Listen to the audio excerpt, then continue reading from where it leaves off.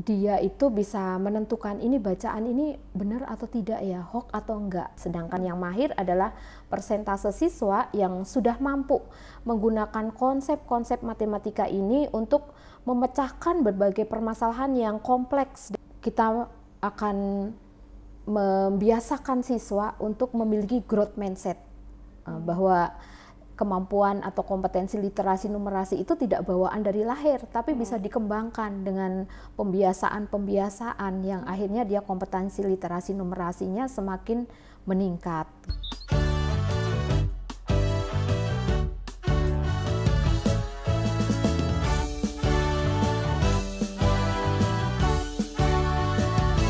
Halo Sobat Pendidikan, Assalamualaikum warahmatullahi wabarakatuh. Jumpa lagi di RTL, Ruang Tanpa Lobi. Ruangnya BBPMP Provinsi Jawa Tengah ngobrolin segala hal tentang pendidikan. Nah, kali ini saya Gela Rahma akan menemani Sobat Pendidikan di RTL episode kali ini. Nah, di sebelah saya sudah ada narasumber yang sangat luar biasa, Ibu Ardiani Mustikasari, SSI MPD. Beliau merupakan Widya Prada Ahli Madya di BBPMP Provinsi Jawa Tengah. Assalamualaikum Ibu. Waalaikumsalam. Bagaimana kabarnya hari ini Ibu? Alhamdulillah sehat Mbak Gela. Mbak Gela sehat? Alhamdulillah sehat juga Ibu. Kita kemarin sudah membicarakan mengenai literasi dan numerasi ya Bu ya. Kali ini kita akan membahas lebih panjang lagi, lebih dalam lagi tentang literasi dan numerasi ya Bu ya. Di RTL yang lalu Bu Ardiani sudah berbincang mengenai rapor pendidikan, di mana hasil AKM itu sudah dituangkan dalam rapor pendidikan dimensi A, yaitu literasi dan numerasi. Jadi di indikator literasi itu ada capaian perlu intervensi, dasar, cakap, dan mahir. Itu bagaimana Bu untuk memaknainya? Ya, tepat sekali Mbak Gela. Pada indikator rapor pendidikan ini ada selain capaian dari kemampuan literasi siswa, juga dijabarkan lebih detail lagi bagaimana level dari indikator literasi ini, yaitu perlu intervensi, dasar, cakap, dan mahir. Maknanya adalah persentase siswa. Kalau profil pendidikannya untuk sekolah, untuk satuan pendidikan, berarti persentase siswa di sekolah. Sedangkan kalau itu kita melihat di rapor pendidikannya kabupaten kota, berarti persentase siswa di kabupaten tersebut.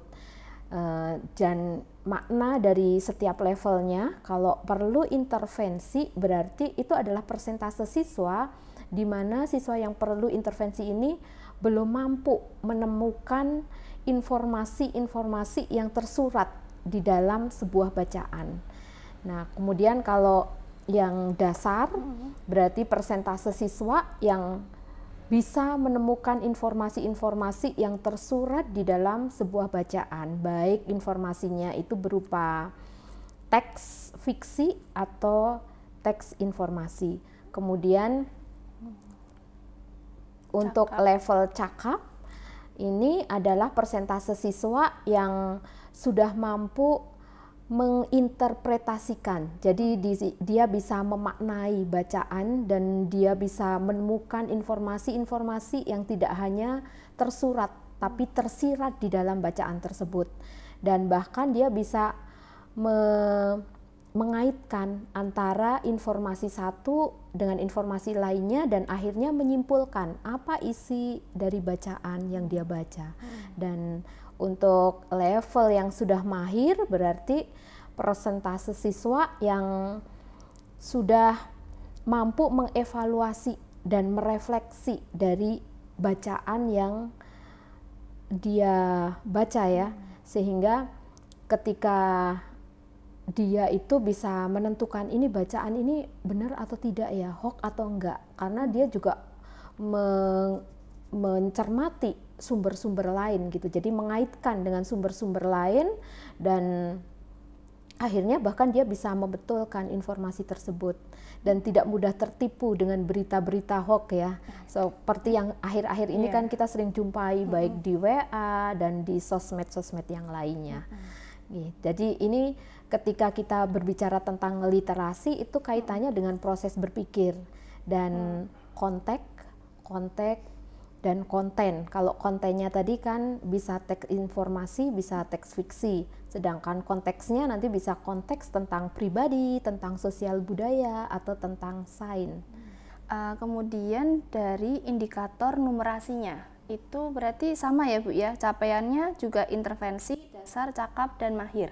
Benar, tepat sekali Mbak Gela. Jadi di numerasi juga demikian. Sama ya. Ada 4 level, perlu intervensi, dasar, cakap, dan mahir. Nah, yang perlu intervensi ini juga menunjukkan persentase siswa yang ketika dia belum memahami konsep matematika, konsep saja dia belum paham. Jadi ini perlu intervensi ya, sehingga dikategorikan perlu intervensi.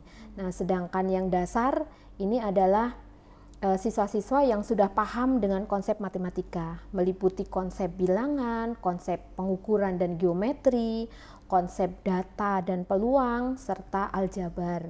Nah, ini sedangkan yang level cakap berarti siswa sudah mampu menggunakan konsep yang dia miliki untuk memecahkan ya, atau untuk diterapkan dalam kehidupan sehari-hari yang sifatnya sederhana, yang mungkin rutin dalam kesehariannya. Ini bagi yang cakap. Sedangkan yang mahir adalah persentase siswa yang sudah mampu menggunakan konsep-konsep matematika ini untuk memecahkan berbagai permasalahan yang kompleks dalam kehidupan sehari-hari.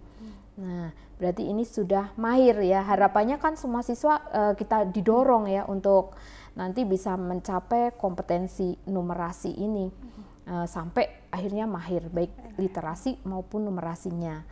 Nah, karena seperti kita pahami bahwa kemampuan literasi dan numerasi itu adalah kompetensi dasar yang sangat dibutuhkan oleh seseorang untuk memperdalam berbagai hal yang ingin dia pelajari.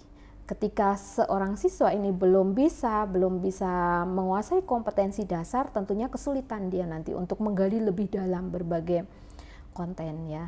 Nah, untuk itu literasi numerasi ini akan dicapai pada semua mata pelajaran, tidak hanya miliknya bahasa dan matematika saja. Gitu ya, Bu. Jadi semua mata pelajaran juga akhirnya membutuhkan literasi dan numerasi itu sendiri. Benar, membutuhkan kemampuan dasar ini. Kemudian nih Bu, dari sekolah itu apabila belum mencapai kompetensi minimalnya, jadi dari presentase siswa seperti itu ya, itu seperti apa Bu jika belum mencapai kompetensi minimalnya? Bagaimana caranya kita untuk membenahi indikatornya terhadap literasi dan numerasi tersebut? Banyak kondisi di rapor pendidikan kita itu yang masih bisa kita kategorikan masih kuning, masih merah begitu ya. Nah, ini tentunya perlu upaya-upaya untuk meningkatkan kompetensi literasi dan numerasi siswa-siswinya, baik itu di tingkat sekolah maupun di tingkat kabupaten kota. Nah, salah satunya adalah untuk mendukung peningkatan kompetensi literasi numerasi siswa, sekolah perlu menciptakan lingkungan ya yang kaya literasi. Nah, lingkungan yang kaya literasi itu juga dalam rangka membangun ekosistem sekolah. Misalnya saja menggunakan berbagai media sehingga anak-anak itu mudah ya mengembangkan kompetensi literasinya. Misalnya di tangga-tangga, media di tangga-tangga itu bisa dimanfaatkan untuk gitu ya, yang tidak tidak hanya literasi saja, tapi juga numerasinya kan bisa di sana. Di beberapa sekolah itu sudah ada yang ketika kita datang ke sekolah sudah kaya sekali dengan literasi. Di tangga-tangganya sudah dimanfaatkan untuk anak-anak bisa membaca perkalian, penjumlahan gitu ya. Kemudian juga bisa saja di setiap ruangan, dalam arti tidak hanya kelas saja. Misalnya di kamar mandi, di toilet pun bisa sebagai tempat untuk mengembangkan literasi, karena di situ ada bagaimana cara mencuci tangan. Nah, misalnya itu literasi ya, kantin numerasi gitu ya, harus 20 menit gitu ya ketika kita mencuci tangan. Kemudian di kantin juga bisa, di situ sudah ada daftar harga setiap makanannya gitu ya. Nah, kemudian di UKS, di UKS sudah ada di situ bagaimana ukuran tinggi badan, kemudian juga bagaimana cara-cara menjaga kesehatan tubuh. Nah, ini juga sebagai bentuk literasi, bahwa menciptakan lingkungan yang kaya literasi. Nah, kemudian yang kedua, dukungan sosial dan afektif ya.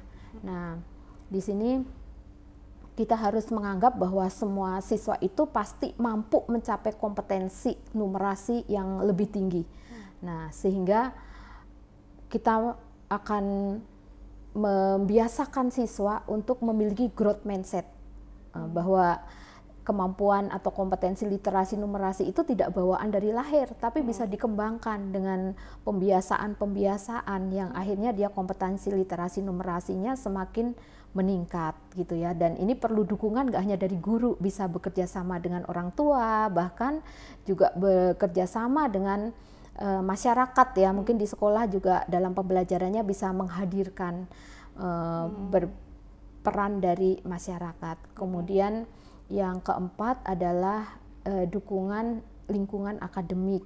Misalnya di kelas tadi bisa disediakan pojok-pojok baca, bisa pohon literasi, kemudian bisa juga sudah ada tempat untuk memajangkan karya siswa. Ya, itu bisa literasi, numerasi, ada mading di sekolah, kemudian juga dilengkapi dengan buku-buku bacaan-bacaan yang memang sesuai dengan karakteristik siswa-siswanya, sehingga siswa-siswa itu minat bacanya meningkat karena sudah tertarik dengan bacaan-bacaan yang sesuai kesukaannya. Nah, itu Mbak Gela.